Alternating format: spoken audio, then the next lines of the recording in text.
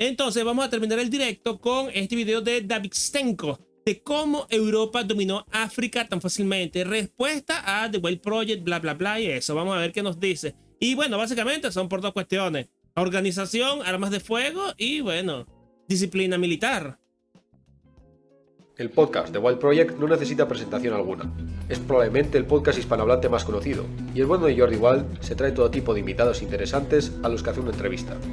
Algunos son bastante polémicos, y cada vez que uno de estos personajes polémicos es invitado al podcast, sube el pan. Oye, ¿verdad que sí? Yo admiro muchísimo el trabajo de Pérez Reverte como escritor, pero es que francamente tienes unas opiniones, cada una más cancerígenas, es como si él fuera el papá del español promedio, porque versia.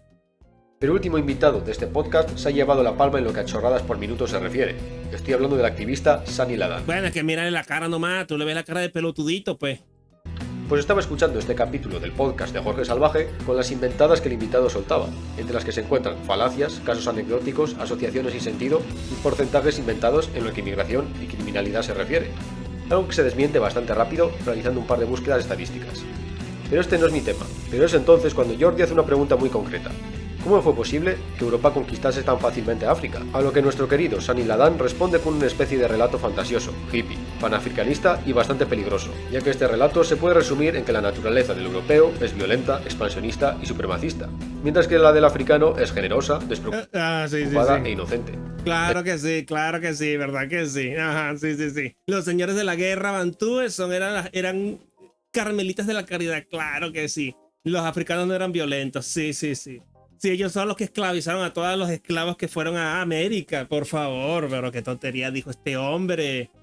El clásico, hombres blancos muy malos y pobrecitos nativos que no se metían con nadie. Y como no, me veo obligado a dar alguna explicación. Así que acompañadme en esta lección de Historia, Biología y Geografía Express dedicada a Sunny Ladan. Espero que aprenda algo. Le das hasta con la escoba, esto va a estar rico. En el vídeo mostraré fragmentos del podcast, y la mayoría de argumentos son extraídos del libro Armas, Gérmenes y Acero. Disfrutad.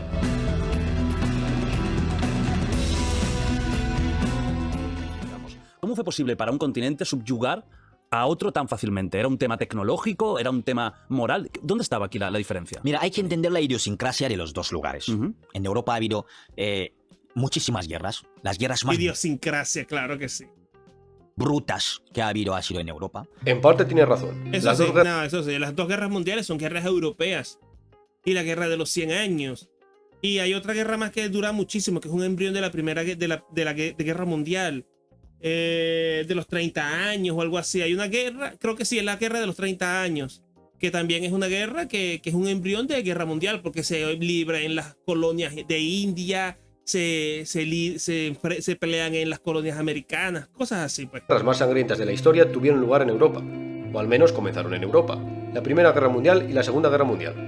Aún así, quitando los dos conflictos mundiales, si te pones a buscar cuáles fueron los conflictos más sangrientos de la historia, te encontrarás con las brutales guerras asiáticas, más concretamente chinas. Y no hablo de guerras que se lucharon usando armas modernas, sino que en estos conflictos, con cifras tan elevadas de muertos, se usaban lanzas y espadas. Esto es debido, en parte, a que los chinos tenían la peculiar costumbre de masacrar al ejército enemigo que se había rendido, o quemar ciudades enteras con los habitantes todavía dentro. No, y además que también estaban los mongoles, que esos erradicaban todo lo que había por su paso, así que bueno, también hay que tomar eso con puntillas. Añadid la gran población que ha tenido China desde siempre, debido a su tierra tan fértil, y tenéis como resultado de las cantidades de muertos desorbitadas que aparecen en estos conflictos. Aniquilar poblaciones enteras era visto como la mejor forma de desmoronar al estado enemigo, según los estrategas y burócratas chinos. Entre las más sangrientas está la rebelión Taiping. 50 millones de muertos causados porque un tipo se volvió loco al suspender una oposición. 50 millones. En esa época, mierda.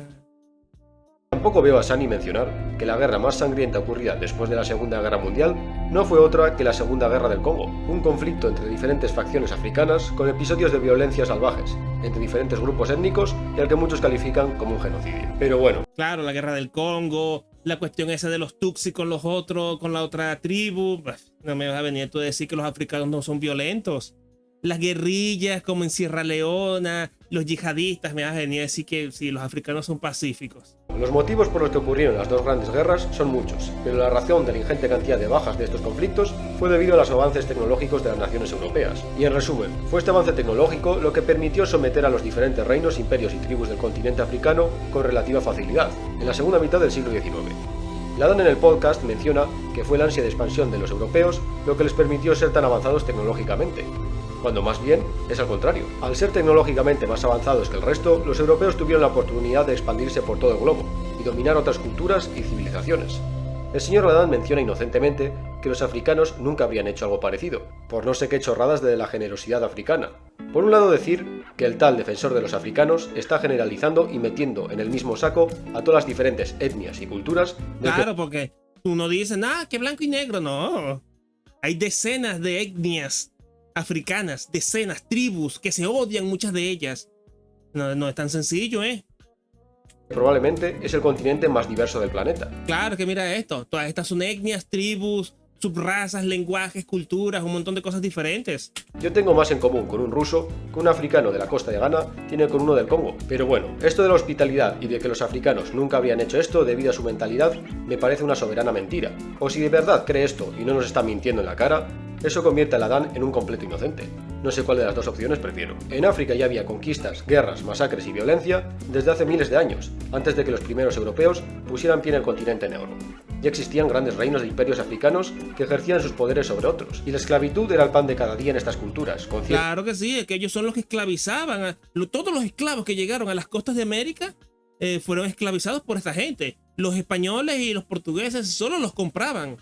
Estos reinos basando su entera economía en el tráfico de esclavos, mucho antes de que los europeos demandasen dichos esclavos. Por ejemplo, el imperio de Ghana se convirtió en uno de los principales exportadores de esclavos, y se enriqueció gracias al comercio transsahariano de estos durante la Edad Media. Y ya he hablado del reino de Dahomey en este canal, el cual luchó por mantener la esclavitud cuando los ingleses estaban intentando abolirla. Es decir, que los europeos no decidieron por algún motivo random el ponerse a buscar esclavos en África, sino que ya existía por cientos de años un mercado de esclavos en el continente. Y cuando llegaron los primeros europeos, es decir, los portugueses, al África occidental, de lo primero que les ofrecieron los monarcas del Congo fueron muchos esclavos, antes incluso de que hubiera demanda de esclavos por parte de los europeos para las plantaciones en América. Y por cierto, ni me pondré a analizar la horrible comparación que hace Ladan entre los reinos africanos que se adineraron vendiendo a la gente de las tribus rivales con los judíos que salvaban el pellejo vendiendo a otros judíos en la Segunda Guerra Mundial. No, una comparación feísima y fuera de lugar. No, y además que lo de la esclavitud era casi que una necesidad logística, porque tenemos que entrar en situación de ese contexto. Luego de las plagas de sífilis y de cosas así, de enfermedades que asolaron a las tribus indias, islas como Cuba, como Puerto Rico, como Haití, quedaron vacías, peladas. No había gente. Por eso es que hay tanto negro, particularmente en Cuba, en el Caribe y en las islas de las Antillas. Porque allí no había mano de obra para trabajar esa tierra, no había nadie, no habían españoles, no habían indígenas. La tribu de los taínos fue exterminada por las enfermedades y las rebeliones. O sea, no es como que los españoles dijeron, no, qué malos somos los españoles, vamos a meter aquí un montón de negros y vamos a esclavizarlos. No, sino que vieron la situación y tuvieron que hacer algo, pues. Simplemente lamentable. Pero bueno, no nos desviemos del tema. La conquista y el imperialismo no es algo exclusivo de los europeos, sino que es algo exclusivo de la humanidad. Esto es debido a que las culturas que existen en el mundo son el resultado de una especie de darwinismo cultural, en el que las culturas más adaptables, eficientes y más agresivas o expansionistas sometían a aquellas culturas más pasivas o incluso pacifistas. Sí, las sociedades humanas tienden a ser conflictivas, pero para convertirse en sociedades imperialistas necesitan dos cosas. Deben contar con los medios necesarios, es decir, la tecnología, y también deben tener un motivo o deseo para expandirse. Si estas dos características no se cumplen, entonces no hay nada que hacer. Crear imperios transoceánicos es tremendamente costoso, por mucha tecnología que tengas. Los reinos e imperios africanos no contaban con la tecnología. Luego hay otros que contaban con la tecnología, pero no con el deseo, como China. En el siglo XIV China podía haberse expandido por gran parte de Asia. De hecho, en esta época, desde China se mandaron flotas de exploración a la costa este de África. Pero los gobernantes chinos consideraban todo esto como un derroche innecesario. El Reino Medio tenía todo lo que podía desear. Eran los bárbaros de más allá de sus fronteras los que debían acudir en busca de sus recursos, como la seda o la porcelana. Y cómo no, este complejo de superioridad no acabó muy bien para los chinos. Y luego tenéis a los europeos, que tenían la tecnología y también el deseo para expandirse. Al principio, por esto. Pero espera un momento, los humanos provenimos de África. Entonces los africanos tuvieron mucho más tiempo para desarrollarse que el resto de las culturas que migraron a otros continentes. Así que, ¿por qué no fueron los africanos los más avanzados tecnológicamente? Mira, aquí tenemos a Wakandita. Primero, la tecnología no se desarrolla a un ritmo continuo. Hay tanto estancamientos como explosiones tecnológicas. Y África estaba en un estancamiento tecnológico durante milenios. La razón por la que... Hola, Lingüer, estamos viendo el cómo Europa dominó a África tan fácilmente. Y está aquí papeando a un activista de las diversidades africanas. Tanto los asiáticos como los europeos gozasen de una relativa superioridad tecnológica comparándolos con el resto del mundo, no tiene nada que ver con que fuesen más inteligentes, sino que las sociedades, según su situación geográfica, difieren en cuanto a la rapidez con la que les es posible recibir tecnología por Que no desbloquearon el árbol de la Navidad de la tecnología a tiempo, pues. difusión de otras sociedades. Como menciona Diamond en el libro Gérmenes, Armas y Acero, las sociedades más accesibles a la recepción de inventos por difusión eran las emplazadas en los continentes principales, pero estas condiciones se darán especialmente en Eurasia, por el hecho de que su eje mayor sea este-oeste, y haga... No, y además que eso se también potenció mucho en Europa, porque hay muchas culturas europeas y están en constante conflicto. Yo tengo la idea, que no sé qué tan atinada será, de que el conflicto permanente en esas culturas es lo que obliga al avance tecnológico, el intercambio cultural, ya sea por medio de la conquista, de la migración, de la prédica, de la evangelización y ese tipo de cosas. Entonces, claro, en Europa, cientos de tribus de diferente origen, los romanos, los griegos, los etruscos, los españoles, las tribus germánicas, los celtas, luego la cultura judeocristiana, todo eso genera este constante intercambio cultural y eso es lo que permite el avance tecnológico. Tomar de diferentes fuentes. Pero en China, ¿qué habían? Chinos y poco más. En África, ¿qué habían? Sí, habrán muchas tribus y muchas culturas y todo lo que tú quieras, pero es que están muy separadas. No hay oportunidad de ese intercambio cultural. Que un enorme territorio comparta latitudes, lo que permitía que las diferentes especies aclimatadas y bueno, eso también, que mira, la cuestión de las latitudes, claro, todas las especies que están aclimatadas de cultivos o de animales o de tecnologías sirven tanto en Rusia como en China o como en España, mientras que un cultivo para tierras frías, como podría ser, no sé, el trigo, no se daría en las islas del Caribe. En una región y las tecnologías adquiridas puedan expandirse a latitudes y climas parecidos, sin que sea necesario volver a aclimatarlas nuevamente.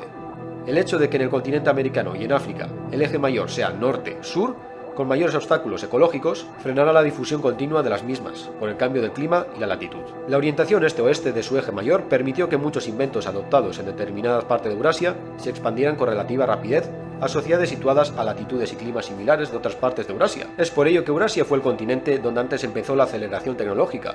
En África subsahariana, el Sáhara sigue siendo una barrera ecológica importantísima. Como consecuencia de este obstáculo, por ejemplo, la alfarería no alcanzó el extremo meridional de África hasta principios de la era cristiana, y la metalurgia no se había difundido todavía por todo el continente.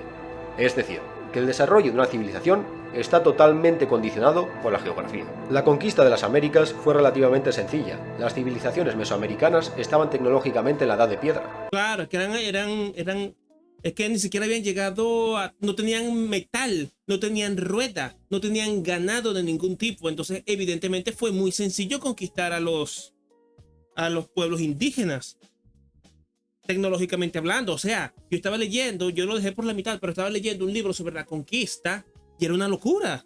100, 200 soldados, 50 conquistadores podían fácilmente solearse un ejército de 1000 indios.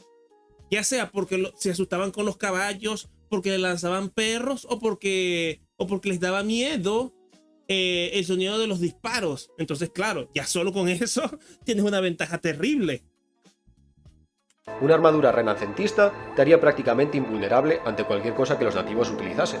Pero los verdaderos conquistadores del Nuevo Mundo fueron las enfermedades de Eurasia, que fueron introducidas por los europeos, y ante las cuales los nativos no tenían anticuerpos. Estas enfermedades, como la viruela, se expandieron como un incendio forestal por las ciudades superpobladas de la América precolombina, y decenas de miles de nativos americanos enfermaron y murieron sin ni siquiera saber lo que era un europeo. Ahora bien, esto no funcionaría en el continente africano. Los nativos de África subsahariana eran inmunes a estas enfermedades al igual que los europeos. Es más, por mucho tiempo el África subsahariana se le llamaba la tumba del hombre blanco. ya que en estos parajes tropicales se daban y se dan hoy en día algunas de las enfermedades más duras y horripilantes que os podáis imaginar, como la malaria, la fiebre amarilla o el dengue. Estas enfermedades actuaban Claro que también está eso, la barrera de los gérmenes también sirve al contrario. a modo de escudo contra cualquier intento de colonizar África. Aparte de esto, resulta que la distancia tecnológica entre los europeos y los africanos en el siglo XVI no era tan grande como la gente piensa. Los reinos africanos ya conocían el acero, el caballo, y algunos adquirieron rápidamente armas de fuego. Por varios siglos, hasta el siglo XIX, la presencia europea en África estaba limitada a fortalezas en la costa, que se utilizaban a modo de base para el comercio de esclavos. Ahora bien, entonces, ¿qué es lo que pasó en el siglo XIX para que todo esto cambiase? Una explosión tecnológica, o mejor dicho, la explosión tecnológica. La revolución industrial, por un lado, trajo nuevas técnicas para crear medicamentos, que ayudaban a combatir y a Bueno, claro, los medicamentos contra el dengue y la malaria. prevenir en cierto modo las enfermedades tropicales, que he mencionado antes. Y por otro lado, un avance tecnológico en el transporte y armamento sin precedentes en la historia humana, debido mayoritariamente a los avances de la industria metalúrgica y siderúrgica. Si pensáis que en la conquista de América los conquistadores tenían ventaja tecnológica frente a los nativos, pues entonces los europeos en el siglo XIX estaban años luz del resto del mundo, pero particularmente de África. Para unos guerreros de los diferentes reinos africanos, enfrentarse a los ejércitos coloniales europeos debía ser algo similar a enfrentarse a aliens. Las lanzas, las espadas y los mosquetes del siglo XVIII Claro, eso no servía de nada contra un puto rifle con... se enfrentaban a rifles modernos, a revólveres, artillería y ametralladoras. Y aunque hubiera excepciones a la regla, como en la batalla de Isanduana, en la mayoría de los casos de las guerras coloniales africanas, un pequeño número de tropas coloniales arrasaban un ejército nativo. Entre las más brutales está la batalla de Omdurman, si es que se le puede llamar una batalla, en el que un ejército anglo-egipcio de 25.000 soldados, comandados por Horatio Kitchener, sí, el de los pósteres de la Primera Guerra Mundial, borró del mapa a 50.000 tropas del califa Abdul al-Tasi. Del lado anglo-egipcio hubo 48 muertos, mientras que del lado del califa alrededor de 11.000. Dato curioso, un jovencito, Winston Churchill, participó en la carga de caballería que se dio cuando los No, mira, el Churchill de niño. guerreros del califa rompieron filas. Vale, tenemos la tecnología, pero ¿para qué conquistar todo esto? ¿Había algún objetivo? Sí, se podría resumir todo en conseguir recursos, tanto mineros como agrarios, y evitar que otras potencias europeas se hiciesen con estos recursos. Una especie de espiral paranoide, también conocida como la carrera por África, que culminó con la conferencia Claro, esto habrá sido algo parecido como la carrera por el espacio, que era una forma de guerra fría. Porque una de las motivaciones de la Primera Guerra Mundial era probar el avance de la tecnología militar de esa época. Porque claro, sirvió mucho para conquistar África y para detener a los chinos en las guerras del opio. Pero ¿cómo serviría esta guerra, estas nuevas armas industriales en una guerra convencional? Entonces, claro, la amenaza de esa guerra no retuvo a los europeos y se vieron envueltos en esto de la guerra por África. Habrán competido por eso. ¿Quién tiene más porciones de África? ¿Cómo se la reparten y eso? Berlín, donde se acordaron las zonas de influencia para asegurarse que ningún gran conflicto erupcionaba en Europa debido a las conquistas imperiales. Aunque dato curioso, la Primera Guerra Mundial casi comienza un par de años antes, debido a que en 1911 hubo una crisis diplomática entre Francia y Alemania por el control de Marruecos. Bueno, pues eso ha sido todo. Perdón por la Pues sí, claro, entonces es eso. Oye, pues no lo había pensado así, que era como una especie de carrera armamentista y una carrera espacial, la conquista de África, ¿eh? Pero bueno, sí, estuvo interesante. edición más cutre de lo normal. He hecho este vídeo con mucha prisa y espero Claro, es que eso inspiró Joseph Conrad, El corazón de las tinieblas, y justico es contemporáneo, ¿eh? que el señor Ladán haya aprendido algo. Y ya sabéis lo que toca ahora. Si os ha gustado, dad like, compartid y suscribiros al canal. Y ya no os molesto más, mi gente. ¡Nos vemos! ¡Chao! No, interesante el video, interesante. Me gustó, ¿eh? Rápido, contundente y al grano, papear un negro. ¿Qué podría salir mal? Ni que